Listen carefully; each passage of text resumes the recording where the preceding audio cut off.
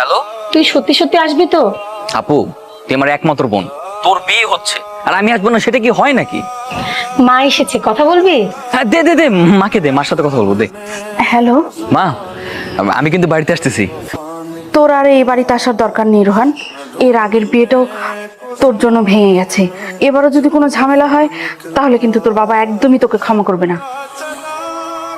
মা, এসব তুমি কি বলছো? তাই বলে আমি আমার বোনের বিয়েতে আসবো না? না, তোকে যেন আমি এই বাড়ির ত্রিসীমানার মধ্যে না দেখি। যদি দেখি তাহলে আমি ভুলে যাব তুই আমার সন্তান। এমনিতেই তো পরিচয় দাও না বাবা।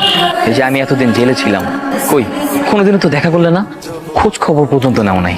তোর মতো কুলঙ্গার থাকার চেয়ে না থাকাই ভালো। তুই আমার এই বাড়িতে আর কোনোদিন আসবি না, কথাটা যেন মনে থাকে।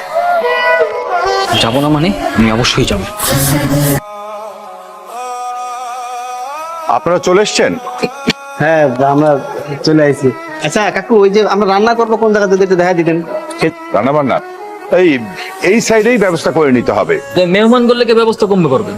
সাদ নাকি ড্রয়িং রুম? ড্রয়িং রুম তো বেমালা বড় আছে, এনে সব অবস্থা দেখলাম, ওই দেবে কিন্তু মেহমানগুলোকে ব্যবস্থা। আপনি কিভাবে জানেন? আরে মিয়া, ওই দেখছি না আমাদের যে বাড়ি, যত বড় বাড়ি, এত বড় বাড়িতে তো ড্রয়িং রুম বেমালা বড় হইবেই। আইডিয়া করে জেনে গেছি কি। ও আচ্ছা, হ্যাঁ, ওই লোক কতজন হবো আর আইটেম কি কি হবো এটা যদি করে দিতেন তাহলে আমরা নিষ্ঠা করে দিতাম, আপনারা বাজার করে নিয়ে যেতেন।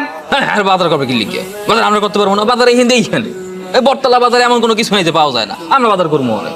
আপনি এই এলাকা খুব ভালো চেনেন মনে হচ্ছে। এত হইবেই রব্বি, আমরা হলাম বাবুর্চি।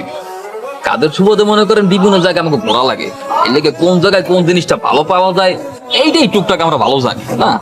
আচ্ছা ঠিক আছে, আপনারা রান্না বান্নার আয়োজন করা শুরু করেন, আমি লিস্ট করে নিয়ে আসতেছি।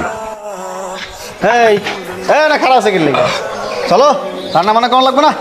আপনি এটা একটু ধরেন, আমি একটু ই করে আইতেছি, আর বাড়িটা দেখা লাগবে না কোন জায়গায় কি আছে, হলে আমাকে সুবিধা হইবে। ঠিক আছে, আমি কামে যান, আমি আইতেছি। শোনে যাবে, শোনে আরে আওয়াজ গাও।